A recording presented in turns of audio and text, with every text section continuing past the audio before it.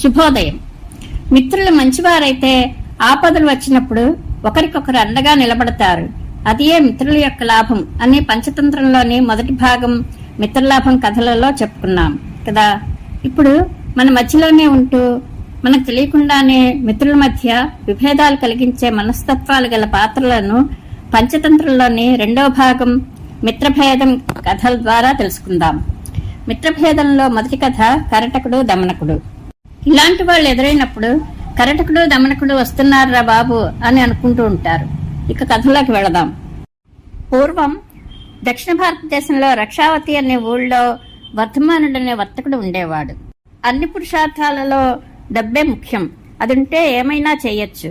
కాబట్టి మనిషి అన్నవాడు న్యాయం తప్పకుండా చేతనైనంత డబ్బు సంపాదించాలి. సంపాదనకి అన్నిటికంటే మంచి మార్గం వ్యాపారం. మన ప్రాంతంలో దొరికే సరుకులు ఇతర ప్రాంతాలకు తీసుకువెళ్లి లాభాలకు అమ్మగలిగితే బోలెడంత డబ్బు దొరుకుతుంది అని ఆలోచించి వర్ధమానుడు బండ్ల మీద, గుర్రాల మీద, కంచరగాడిదల మీద బోలెడు సరుకులు ఎక్కించుకుని తగినంత మంది సేవకులతో సహా ఉత్తర దేశం బయలుదేరాడు. కొంత దూరం వెళ్లిన తర్వాత ఒక అడవి మార్గంలో వెళ్తుండగా దురదృష్టం వల్ల ఒక బండి లాగుతున్న ఓ ఎద్దుకు కాలు విరిగింది. ఆ ఎద్దు పేరు సంజీవకుడు. అయ్యో, నాకున్న ఎద్దుల్లో ఇది బలమైన ఎద్దు.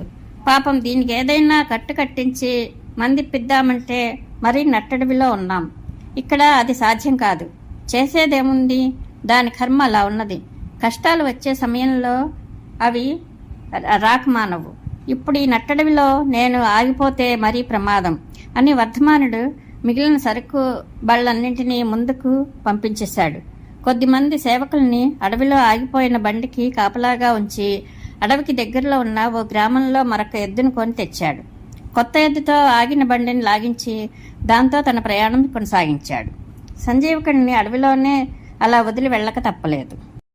కారడవిలో కదలలేక అలా కొన్నాళ్ళు ఉండిపోయిన సంజీవకుడికి ఏ ఆపద రాలేదు. ఆయుష్ గట్టిగా ఉంటే ఎంత ప్రమాదం జరిగినా ఏమీ కాదు. అది లేకపోతే కోటి దేవతలు కూడా చావు తప్పించలేరు. కొద్ది రోజుల్లో విరిగిన కాలు కూడా నయమైపోయింది. సంజీవకుడు ఆ అడవిలోనే విచ్చలవిడిగా తింటూ తిరుగుతూ పూర్తి ఆరోగ్యం సంపాదించుకోవడమే గాక బాగా కండ్లబట్టి బలిశాడు. ఒకరోజు సంజీవకుడు అడవిలో నిల్చుని పెద్దగా ఒక రంకి వేశాడు. ఆరోగ్యంగా పుష్టిగా ఉన్న ఎద్దు నిర్భయంగా అలా కేక పెడితే ఆ కేక ఆ అడవి అంతా బిగ్గరగా ప్రతిధ్వనించింది. ఆ అడవి చాలా పెద్దది. అడవిలో మరో దిక్కున చాలా జంతువులున్నాయి. వాటిలో ఒక సింహం ఉంది. దాని పేరు పింగళకుడు. ఆ ప్రాంతంలో ఉన్న మిగిలిన జంతువులన్నిటికీ సింహం అంటే సహజంగానే హడలు. సంజీవకుడు రంకి వేసిన సమయానికి పింగళకుడు అడవి పక్కనే ఉన్న యమునా నది దగ్గర నీళ్లు తాగుతున్నాడు. అంత పెద్ద రంకి వినగానే పింగళుడికి పైప్రాణాలు పైనే పోయాయి. ఆ శబ్దం ఎక్కడి నుంచి వచ్చిందో, ఎలా వచ్చిందో కూడా తెలియక అలా నిశ్చేష్టంగా నిలబడిపోయాడు. ఆ దగ్గరలోనే కరటకుడు దమనకుడు అనే రెండు నక్కలు కూడా కబుర్లు చెప్పుకుంటున్నాయి. రంకి విని వాటికి కూడా భయంతో వణుకు పుట్టింది. సంభాళించుకోవడానికి కొంచెం సేపు పట్టింది. ఇన్నాళ్లుగా ఈ అడవిలో ఉన్నాం మనం. ఇంత భయంకరమైన కూత ఎప్పుడూ వినలేదు అన్నాడు కరటకుడు.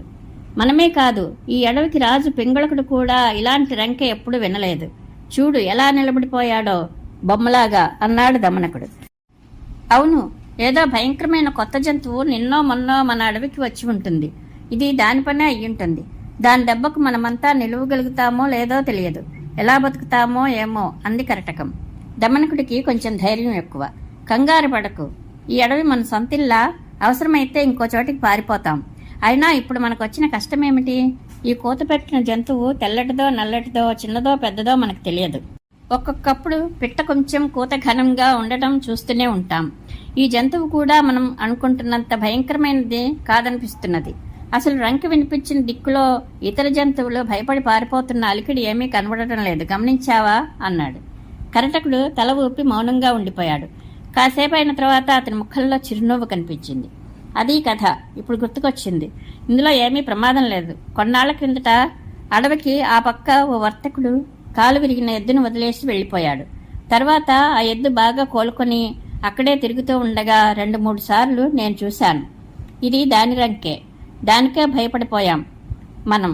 మనకంటే సూర్యుడ మన మృగరాజు పింగళకుడు మనకంటే ఎక్కువ భయపడిపోయాడు అంది. దమనకుడు మాత్రం ఎంతైనా సింహం మనకు రాజు, మనం మంత్రుల వంటి వాళ్ళం, భయం పోగొట్టి ఆ నెపంతో రాజును మంచి చేసుకుంటే మనకు ఉపయోగం అంది. కరటకుడు ఒప్పుకోలేదు. చూడు మిత్రమా, ఈ రాజు మనకు కొత్త కాదు, అందరినీ వేధిస్తాడు. ఎత్తివారి చేతి బిడ్డలాగా ఎవరెలా చెప్తే అలా ఉంటాడు, కానీ ఒక తీరుగా ఉండడు. ఇతనితో పడ్డ పాటలు చాలు. పొట్ట పోసుకునేందుకు ఒకరి దగ్గర ఊడియం చేయటం కష్టమైన పని. ఆ సేవక వృత్తిలో రాజు మెప్పు పొందితే కొంత నయం, ఆయన పట్టించుకోకపోతే మరీ కష్టం. చివాట్లు తిని భంగపడటం చావుతో సమానం. సేవతో సంపాదించే పాయసం కంటే స్వేచ్ఛగా ఉండి సంపాదించుకునే గంజి మేలు. ఇప్పుడు ఆ పింగళకుడి భయం పోగొట్టడం మన పని కాదు. లేనిపోని పని పెట్టుకుంటే కష్టాల్లో పడతాం. ఇప్పుడు పింగళకుడికి చాలామంది సేవకులున్నారు. వాళ్ళు చేయాల్సిన పని మనం చేయబోతే పరాధికారం మీద వేసుకున్న గాడిదలాగా తన్నులు తింటాం. ఆ కథ తెలుసు కదా అన్నాడు. చెప్పమన్నాడు దమనకుడు. కథ మొదలుపెట్టాడు కరటకుడు. కాశీనగరంలో ధావకమల్లుడు అనే రజకుడు ఉండేవాడు. ఒకరోజు అతను చాలా బట్టలు ఉతికేసి అలసిపోయి ఆ బడలికతో ఆ రాత్రి ఒళ్ళు మర్చి నిద్రపోయాడు. ఆనాడు అర్ధరాత్రి సమయంలో అతని ఇంట్లోకి ఒక దొంగ చొరబడ్డాడు. ఇంటి బయట ధావకమల్లుడు తన గాడిదని కట్టేసి ఉంచాడు. దాని పక్కనే ధావకమల్లుడు పెంచుకుంటున్న కుక్క కూడా కూర్చుని ఉంది. దొంగ ఇంట్లోకి చొరబడడం కుక్క గాడిద రెండు చూస్తూనే ఉన్నాయి. గాడిద కుక్కని అడిగింది, ఇంట్లోకి దొంగ చొరబడుతుంటే చూస్తూ ఊరుకుంటావేం? మరిగి యజమానిని నిద్రలేపవేమిటి అని. నేనేం చేయాలో చెప్పేందుకు నువ్వెవరివి అన్నది కుక్క మొండిగా. యజమాని ఇల్లు దొంగ దోచుకుంటుంటే చూస్తూ ఊరుకుంటావా? అబ్బో మహా యజమాని, 24 గంటలు ఇల్లు ఎంత కనిపెట్టు కూర్చున్నా యజమాని మాత్రం మన సంగతి పట్టించుకోడు. సరిగ్గా ఇంత తిండి కూడా పడేయడు. ఇలాంటి యజమానికి ఏమిటి సేవ చేసేది? నేను చెయ్యను అంది కుక్క. గాడిదకు కోపం వచ్చింది. యజమానికి ఏదైనా ఇబ్బంది వచ్చినప్పుడు అక్కడికి రాకపోవడం ధర్మం కాదు, అది కృతజ్ఞత, మహాపాపం. అయినా నువ్విప్పుడు మరగనని మొండికేస్తే ఏదో మునిగిపోతుందనుకోకు. నీ పని నేను చేసి యజమాని నిద్రలేపుతాను చూడు అని తనే పెద్దగా ఆర్డర్ పెట్టింది. వచ్చిన దొంగ ఆ శబ్దానికి భయపడి పారిపోయాడు. కాని మంచి నిద్రలో నుంచి లేచిన ధావకమల్లుడికి వెళ్ళగాని వేళ కోత పెట్టి తన నిద్ర చెడగొట్టిన గాడిద మీద పిచ్చి కోపం వచ్చి ఓ దుడ్డుకర్రతో గాడిద తల మీద మోదాడు. తలకి గట్టి దెబ్బ తగిలి అప్పటికప్పుడే గాడిదకు ప్రాణం పోయింది. అందుచేత ఎవరి పని వారు చేసుకోవాలి గాని పరాధికారం నెత్తిన వేసుకోవడానికి ప్రయత్నించకూడదు. సింహాన్ని దాని మానాన వదిలేసి అడవిలో మనకు పనికొచ్చే ఆహారం ఏదన్నా వెతుక్కుందాం పద అంటూ కరటకుడు కథ ముగించాడు. దమనకుడు మాత్రం ఒప్పుకోలేదు.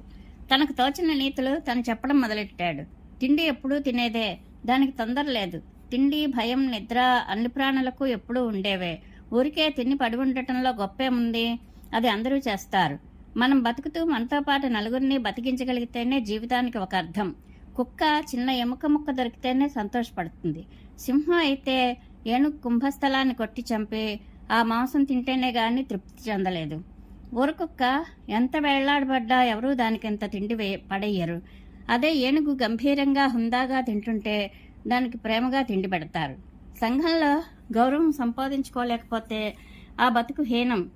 చదువు వల్ల బలం చేతో యుక్తి చేతో రాజును మెప్పించి గౌరవం తెచ్చుకునే జీవితమే జీవితం. మన కర్మ బాగుంటే తెలివితేటలు కలుగుతాయి. వాటి వల్ల రాజసన్మానం కలుగుతుంది. దాంతో తెలివి మరింత రాణించి అన్ని వ్యవహారాలు జరపగల సమర్థత వస్తుంది. దాంతో రాజాస్థానంలో మంచి పదవి దొరుకుతుంది. ఎంత రత్నమైనా పెట్టెలో ఉంచేసి దాచేస్తే దాని కాంతి విలువ నలుగురికి తెలిసేదలా? అందుకే రాజుగారిని ఆశ్రయించి మన తెలివితేటలు ప్రదర్శించి మంచి పేరు ప్రఖ్యాతులు సంపాదించుకోవాలి. ఇదంతా విన్న తర్వాత కరటకుడు కొంచెం మెత్తబడ్డాడు. రాజుగారి కొలువులో చోటు దొరికితే మంచిదే కానీ మృగరాజు పింగళుడు మనల్ని ఇంతకుముందు అవమానించి గెంటి వేశాడన్న బాధతో అలా అన్నాను. బుద్ధి లేని రాజులని ఆశ్రయించితే కష్టాలు తప్పవు కదా అని నా భయం. ఏమైతేనే నువ్వు తెలివైన వాడివి కాబట్టి నువ్వే చెప్పు. ఇప్పుడు మనం ఏం చేయాలో అలాగే చేద్దాం అన్నాడు. పింగళకుడు భయపడిపోయి ఉన్నాడు. అది నీకెలా తెలిసింది అని అడగకు. ముఖము ఆకారము చూసి తెలివైనవాడు ఇతరుల మనస్సులో భావాన్ని పసిగట్టాలి. అదే కదా పండితుడి లక్షణం. అది లేకపోతే పండితుడికి పామరుడికి పశువుకి తేడా లేదు. అది అలా ఉంచు. ఇప్పుడు తక్షణ కర్తవ్యం రాజు దగ్గరికి వెళ్ళడం. నేను ఇప్పుడే ఆయన దగ్గరికి పోతున్నాను. 4 మంచి మాటలు చెప్పి ఆయన్ని మంచి చేసుకుంటాను, ఆయన అభిమానం సంపాదిస్తాను అన్నాడు దమనకుడు. కరటకుడు, రాజు దగ్గర కొలువు చేయాలంటే జాగ్రత్తగా రాజు మనసు తెలుసుకుని ప్రవర్తించాలి. నీ ఇష్ట ప్రకారం పని చేయలేవు, జాగ్రత్త అని అతన్ని హెచ్చరించాడు. ఉద్యోగికి దూరభూమి, విద్వాంసుడికి పరదేశం, మంచిగా మాట్లాడేవారికి శత్రువు ఉండరు. అలాగే బుద్ధిమంతుడికి అసాధ్యమనేది ఉండదు. మంచి ప్రవర్తనతో ఎప్పుడూ తన సేవ చేసేవాళ్లను రాజు ఎప్పుడూ ఆదరిస్తాడు. ఆయన కోపంగా ఉన్నాడా, శాంతంగా ఉన్నాడా గమనించుకుంటూ నడుచుకుంటే రాజు అభిమానం తేలిగ్గా పొందవచ్చు అన్నాడు దమనకుడు. ఇంతకు రాజు దగ్గరికి వెళ్ళి ఇప్పుడు నువ్వేం మాట్లాడాలి? ఒక్క మాట అంటూ లేదు. ఆయన మొహం వైపే చూస్తూ, ఆయన నా వైపు చూసినప్పుడు ఏదో సమయానికి తగ్గట్లు మాట్లాడేస్తాను. కాస్త ముందు వెనక ఆలోచించుకుని ఆ కొలువులో ఉన్న మిగిలిన వాళ్ళెవరికీ కోపాలు రాకుండా మాట్లాడతాను. సరే, నీ ఇష్టం. అదిగో రాజు తన ఇంటికి పోతున్నట్టున్నాడు, ఇప్పుడే పట్టుకోపో అన్నాడు కరటకుడు. దమనకుడు పింగళకుడి వైపు పరిగెత్తాడు. అతని దగ్గరికి వెళ్ళి వినయ విధేయతలు చూపిస్తూ ఒదిగి నిలబడి నమస్కారం చేశాడు. పింగళకుడు అతన్ని కూర్చోబెట్టి, ఏమయ్యా బాగున్నావా అని అన్నాడు. రాజా, నీ రాజ్యంలో నేనే కాదు, ఇతర జంతువులన్నీ కూడా ఎప్పుడూ సుఖంగా క్షేమంగానే ఉంటాయి. మీరు పిలవకపోయినా అప్పుడప్పుడు వచ్చి మీతో మంచి చెడ్డ చెప్పుకొని వెళ్ళడం నా ధర్మం. అలా రాకపోవడం స్వామిద్రోహం అవుతుంది. మీలాంటి మహానుభావుడికి నేను చెప్పగలిగినదేముంది? కానీ ఒక్క మాట చెప్తాను. మనిషికి బుద్ధి వికసించాలంటే 4 పనులు చేయాలి. 1 బహుదేశాటనం, అంటే ఇల్లు విడిచి 4 ఊళ్ళు తిరిగి రావడం. 2 బహుశ్రుతులతో సాంగత్యం, అంటే మంచి పండితులతో స్నేహం. 3 కావ్యశాస్త్ర పఠనం, అంటే మంచి పుస్తకాలు శాస్త్రాలు చదువుకోవడం. 4 రాజాస్థానంలో బహుకాల సేవ, అంటే మీలాంటి పెద్దల దగ్గర 10 కాలాల పాటు ఉద్యోగం చేసుకోవడం.